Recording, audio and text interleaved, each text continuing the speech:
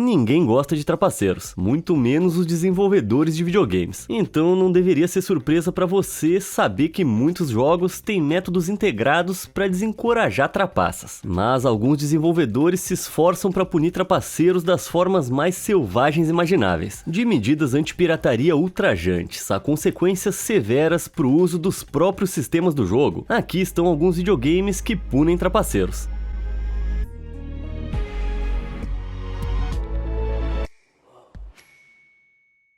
Código Konami. Códigos de trapaça, lembra deles? Os famosos cheat codes. Embora não seja tão comum hoje em dia, você costumava ter dificuldade para encontrar um jogo que não deixasse você apertar alguns botões e desbloquear algum truque maluco do seu jogo favorito. Bom, o código Konami é provavelmente o código de trapaça de jogo mais icônico que existe. Originalmente usado apenas em, já sabe né, jogos da Konami, a combinação de botões se tornou tão famosa que outros desenvolvedores começaram a colocá-la em seus jogos também. E alguns deles viram isso como uma oportunidade de ouro para um pouco de trollagem. O Super Monkey Ball Jr. de 2002 para o Game Boy Advance tem uma pequena surpresa boba para os trapaceiros. Ao inserir o código Konami na tela de título, nada acontece além do texto ser alterado para muito boa tentativa. Bem atrevido, mas não é o fim do mundo. Ao contrário de inserir o código no jogo de tiro de ficção científica Gradius 3. Fazer isso no lançamento do Super Nintendo de 1989 concederia a você todos os power-ups, mas destruiria completamente a sua nave. Essa foi pesada. Mas talvez o melhor exemplo de trollagem de código da Konami apareça em Silent Hill 3 de 2003. Jogadores que usam o código após vencer o jogo uma vez recebem uma recompensa interessante. O personagem coadjuvante Douglas Cartland vai aparecer de cueca durante todo o seu jogo. É literalmente isso. Sem munição infinita, sem desbloqueios malucos, sem nenhuma invencibilidade. É só um cara de meia idade usando cueca. O jogo até dá um gemidinho pra você quando você insere o código. Imagina a decepção. A Bruxa Má. O clássico de 1998 do Nintendo 64, Banjo-Kazooie, é conhecido pela sua plataforma apertada, trilha sonora icônica e humor britânico seco. Mas algumas coisas no jogo não são nem um pouco engraçadas. Basicamente, há uma sala de cheat dedicada que permite que você insira códigos para alguns bônus legais. Saltos de fase, suprimentos infinitos, o que você quiser provavelmente dá para conseguir. Mas tem um porém. Se o jogador inserir em sequência 2 códigos considerados ilegais, tipo esses de pular de fase, a vilã do jogo faz uma aparição. Gruntilda, a Bruxa Má, vai vir para te avisar que você tá em apuros, alegando que inserir outro código ilegal vai fazer com que ela apague completamente o seu jogo salvo. Cara, como assim? Não pode ser verdade, né? Bom, digitando outro código, isso vai revelar que sim, é verdade. A velha Grunt vai aparecer e dizer que você tá sem sorte. E na próxima vez que você sair pro menu principal, vai ver que todo o seu salvamento desapareceu. Incontáveis horas de jogo virando poeira. Tudo porque você queria pegar um caminho mais fácil. Essa foi dureza. Mas o caminho mais fácil para níveis inimagináveis de conhecimento é muito simples. É só deixar um like e se inscrever no nosso canal para garantir que você nunca vai perder outro vídeo cheio de fatos como esse. Estamos combinados? Então se inscreve aí. Trollando a pirataria.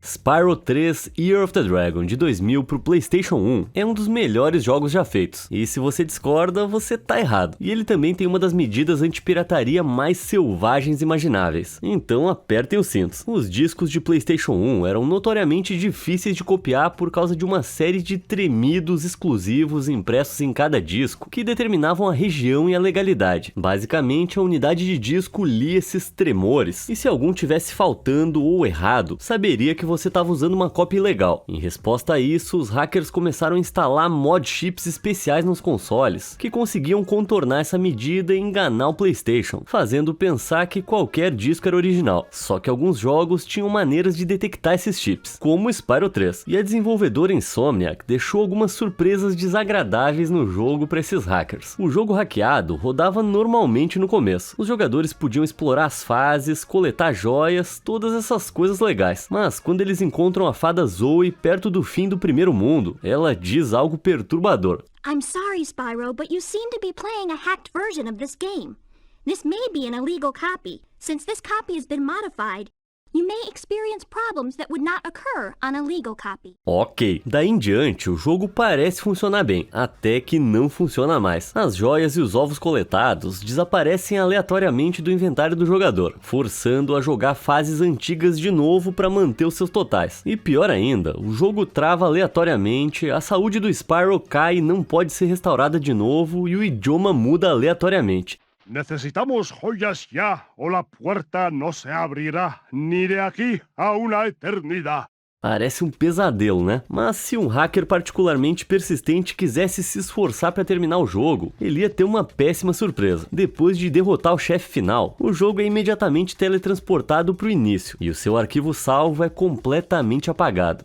Parece que é assim que se lida com pirataria. Lição de moral. Undertale de 2015 é um RPG peculiar e engraçado com várias maneiras diferentes de jogar. Os jogadores podem tentar falar com os inimigos e resolver as coisas pacificamente, ou simplesmente destruir tudo em seu caminho. Mas e se eu dissesse que tem outra opção? Na versão original para PC, o jogador sempre pode simplesmente trapacear. Ao entrar nos arquivos do jogo e manipulá-los, é tecnicamente possível pular grandes partes do jogo e chegar ao final mais cedo. Agora, os finais de Undertale são determinados com base nos marcos que o jogador atinge e como ele escolhe prosseguir. Por exemplo, se ele escolhe poupar ou eliminar um certo chefe. Mas e se depois de manipular os arquivos do jogo você der informações contrastantes? E se você dissesse que estava em uma jornada pacifista, mas ainda assim matou alguns personagens? Ou o que acontece se você pular para o final sem participar de escolhas suficientes para obter um final? Nesses casos, o jogo não consegue determinar qual final você vai receber. Mas e aí, o que acontece? Bom, como de costume, o simpático esqueleto NPC Sans fala com o jogador, só que dessa vez é algo diferente.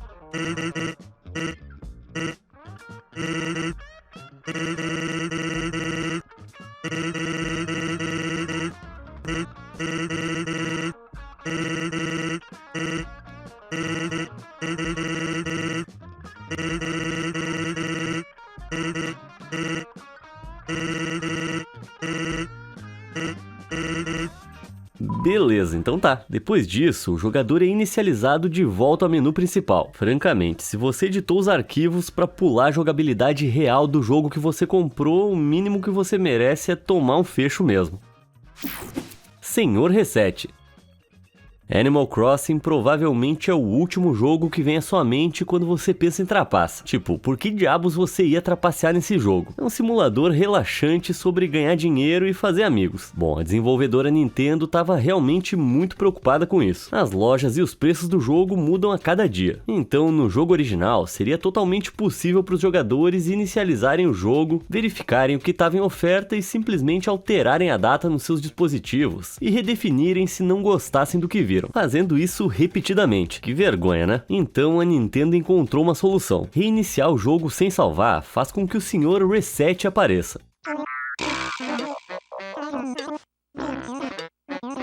Ele dá aos jogadores uma mensagem educada sobre a importância de salvar antes de reiniciar. Educado, mas prolixo e impossível de pular. Meio irritante. Reiniciar de novo, aí o reset reaparece. E menos educado que antes. Toda vez que você reinicia, ele fica mais bravo e mais prolixo. Ele pode até pedir para o jogador escrever um pedido de desculpas. A ideia da Nintendo era tornar o processo de reinicialização o mais trabalhoso possível para desincentivar os trapaceiros. E para falar a verdade, isso aqui é genial. Hoje em dia, o Sr. Reset foi aposentado da série com o advento do salvamento automático, tornando a manipulação de datas impossível. Mas ele aterrorizou muitas crianças. Não que tenha acontecido comigo. Não, ele nunca me assustou, juro.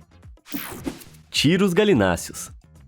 Quando o assunto são jogos de tiro, uma coisa tem que ser satisfatória, ou não tem sentido em jogar. O próprio tiroteio, né? Então a desenvolvedora Crytek teve uma ideia deliciosamente diabólica ao tentar proteger o Crysis Warhead de 2008 dos piratas. Criminosos que tentaram pegar uma cópia gratuita do jogo de tiro explosivo receberam uma punição muito particular. Cópias piratas substituem todas as suas balas por galinhas.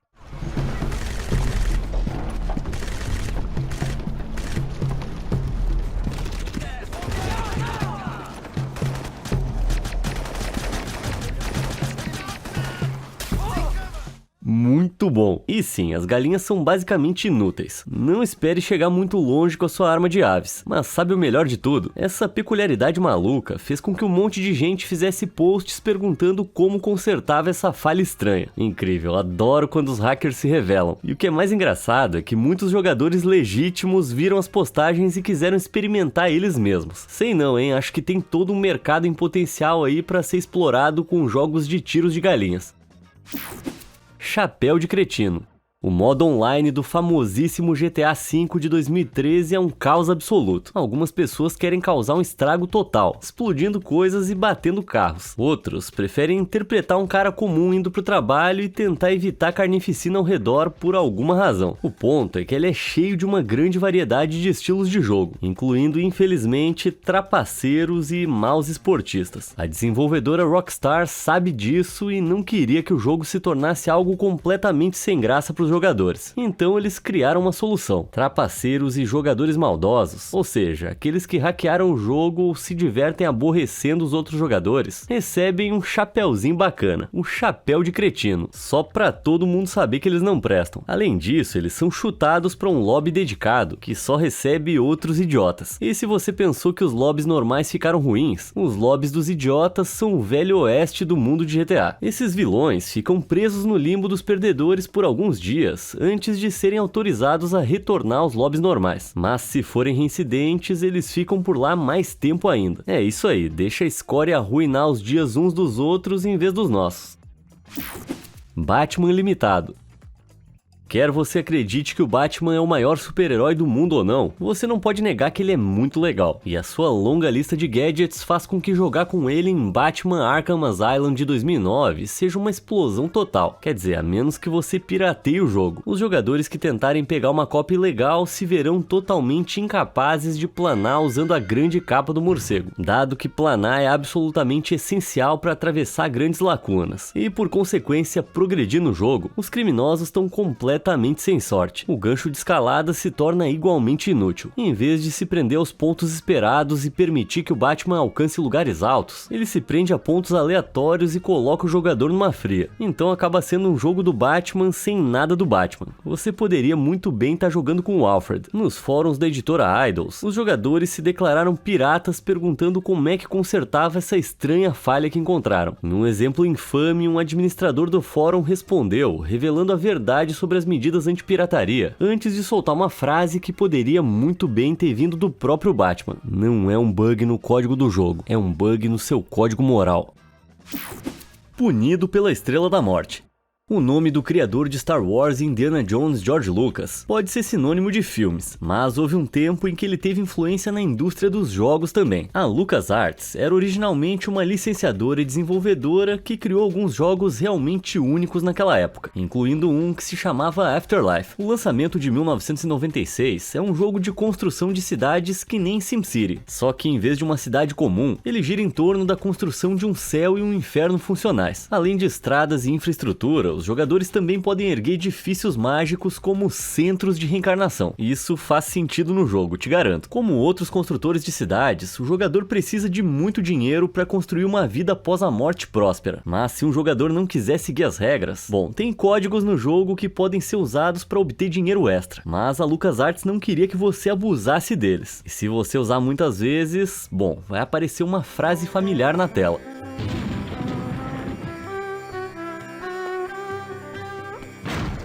A Estrela da Morte faz uma aparição indesejada e começa a explodir o mundo que você passou tanto tempo construindo. Não sei o que eu tava esperando, mas definitivamente não era isso. E infelizmente, se o trapaceiro for atingido aqui, ele não se torna mais poderoso do que poderia imaginar. Apenas perde um monte do seu progresso.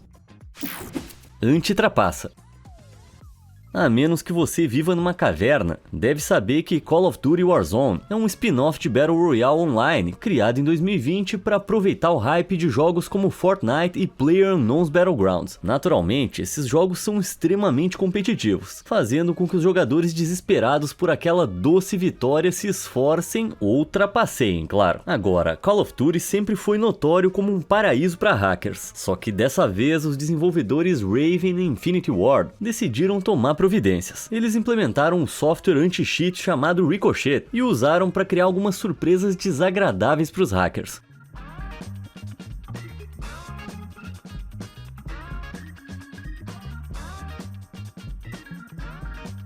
Conseguiu perceber? Quando o nosso trapaceiro começou a atirar num jogador legítimo, esse jogador ficou completamente invisível e conseguiu derrubá-lo. Todo jogador atacado por um trapaceiro basicamente se torna um ninja sobrenatural que os hackers não conseguem derrotar. Isso que eu chamo de karma. Mas vale a pena notar que softwares anti-cheat como o Ricochet são notoriamente de má qualidade e não são confiáveis. Então, desde que essa contramedida foi implementada, os hackers encontraram maneiras de contorná-la, em alguns casos até mesmo se tornarem invisíveis. My God. Wait, no, he's just invisible. He's just literally invisible. He's not under the map. Droga, isso fazia por água abaixo toda aquela teoria do karma. Virando pássaro. O jogo de tiro tático Arma 2 de 2009 é bem conhecido tanto pelo seu combate realista quanto por suas medidas anti-pirataria insanas. O jogo apresenta um programa que se chama Fade, que é projetado para fazer com que uma cópia craqueada do Arma aos poucos desande para o que só pode ser descrito como loucura. Para começar, tudo vai parecer normal, até que a precisão do jogador seja reduzida de maneira repentina e drástica.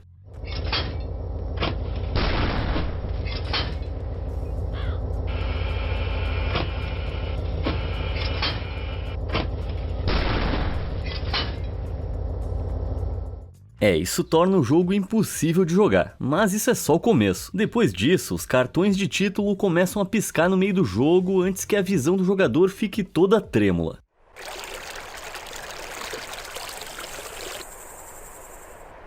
Caramba, fiquei até enjoado, mas as coisas só pioram. Por fim, o jogador pirata é transformado num pássaro e colocado pra voar. Tô falando sério. E isso vem acompanhado por uma mensagem que diz: bons pássaros não voam pra longe desse jogo. Eu só tenho a mim mesmo pra culpar. Bom, se ser transformado em um pássaro não dá uma lição aos piratas sobre roubar videogames, então não sei mais o que vai funcionar. Não tão super assim.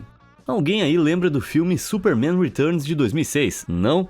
Pouca gente lembra. Foi um filme amplamente esquecível e não foi muito bem nas bilheterias. Então as chances de você ter jogado seu videogame de mesmo nome são quase nulas. Foi uma adaptação muito ruim, além de uma outra coisa: como lidava com jogadores trapaceiros. Como outros jogos melhores, Superman Returns tinha um menu de truques embutido, onde os jogadores podiam inserir códigos para bônus, mas eu não recomendaria usá-los. No momento em que um jogador coloca um desses códigos no menu, ele recebe uma conquista de 0 game score, chamada Not That Super, ou em português, não tão super assim. A mensagem vem com uma imagem condescendente do Superman balançando o dedo para você. A descrição diz: inseriu um código de truque em um apelo desesperado por ajuda. Eita, é para fazer qualquer um se sentir patético. Mas isso não é tudo. Depois de trapacear e ser premiado com essa conquista, você fica completamente incapaz de desbloquear outras conquistas mais desejáveis. Considerando o quanto jogadores adoram conquistas, isso pesa bastante. Não tem nada como entrar num jogo esperando se sentir um super poderoso e sair se sentindo um perdedor total. Por outro lado, se você comprou essa farsa de jogo, aí talvez você mereça mesmo. Condenando o trapaceiro. Se eu dissesse que em algum momento o que você tá prestes a ver foi um dos videogames mais impressionantes já lançados, você acreditaria em mim? Pois é, esse é o Doom, e quando foi lançado em 1993, mudou o cenário dos jogos para sempre. Depois do seu sucesso retumbante, a desenvolvedora id Software sabia que havia muito dinheiro a ser ganho com jogos de tiro semelhantes. Então, um ano depois, eles publicaram o jogo de tiro de fantasia Heretic na mesma pegada. Heretic provou ser um grande sucesso, especialmente entre os fãs de Doom, só que ele tinha um segredinho traiçoeiro. Doom tinha vários códigos de trapaça que podiam ser inseridos para ativar melhorias significativas, como invencibilidade ou equipar todas as armas. Como o Heretic rodava na mesma engine, jogadores de Doom de longa data presumiram que esses mesmos códigos poderiam produzir resultados semelhantes, como esse, que deve garantir invulnerabilidade.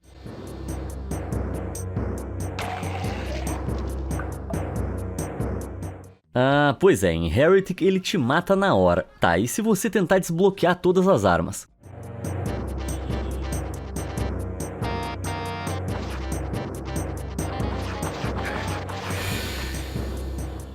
Sacanagem, hein? O jogador perde todas as armas e ganha um bastão péssimo. Se você tentar trapacear em Heretic, você tá condenado. Pixelado. Pra quem nunca teve o prazer de jogar The Sims, é um jogo de simulação de vida que lhe dá a tarefa de manter a vida de várias pessoas simuladas, chamadas de Sims. Bom, manter ou destruir. Não há nada que o impeça de queimar suas casas. Bom, quando The Sims 4 foi lançado em 2014, ele veio com uma proteção anti-pirataria que era extremamente adequada. Essencialmente, no dia a dia você tem que dizer aos seus Sims para fazerem tarefas básicas. Tô falando de coisas tipo dormir, comer e tomar banho. Então, para garantir que os jogadores não tenham que ver os seus amigos polígonos nus, eles ficam pixelados para proteger suas partes. Depois de sair do chuveiro e se vestir, essa pixelização desaparece. Quer dizer, pelo menos deveria, se você estiver usando uma cópia legal do jogo. Cópias piratas não removem a pixelização, jamais. E sabe o que mais? Como algum tipo de vírus anti-diversão, essa pixelização se espalha até cobrir toda a tela do jogo. Boa sorte se você for jogar sem conseguir enxergar nada. A essa altura, o jogador pirata é basicamente forçado a comprar o jogo legalmente se quiser obter qualquer tipo de diversão, a menos que realmente goste de formas vagas. Nesse caso, seria melhor jogar Atari. Força de defesa bovina. Witcher 3 é um RPG de mundo aberto cheio de escolhas interessantes e oportunidades de lucrar com elas. Mas no início do jogo, o jogador é confinado a uma área de abertura relativamente pequena e só tem a oportunidade de ganhar pequenas quantidades de ouro enquanto explora. Então alguns jogadores ficaram meio impacientes. Eles queriam ficar ricos imediatamente e inventaram uma maneira atrevida de fazer isso. Existem algumas vacas pobres e indefesas na área que por acaso fornecem couro de vaca se você as matar. Agora, esse couro de vaca só pode ser vendido por uma pequena quantia de dinheiro, então dificilmente deixaria você rico, a menos, claro, que você tivesse couro de vaca infinito, né? Bom, jogadores coniventes perceberam que poderiam fazer as vacas renascerem infinitamente meditando. Meditar efetivamente faz o jogo avançar no tempo e recarrega todos os ativos, incluindo as vacas. Então os jogadores poderiam matá-las repetidamente, cultivar e vender suas peles e meditar de novo até que tivessem muito ouro. Tudo antes mesmo de deixar a cidade inicial. Naturalmente, a desenvolvedora CD Projekt Red não ficou muito feliz com isso, e eles queriam punir os jogadores que explorassem essa tática. A solução? A Força de Defesa Bovina. Pode parecer o nome de um anime muito ruim, mas na verdade foi uma parte genial de codificação. Depois de uma atualização, se um jogador usasse o método de meditação para matar mais de 5 vacas, ele ia ter uma surpresinha desagradável.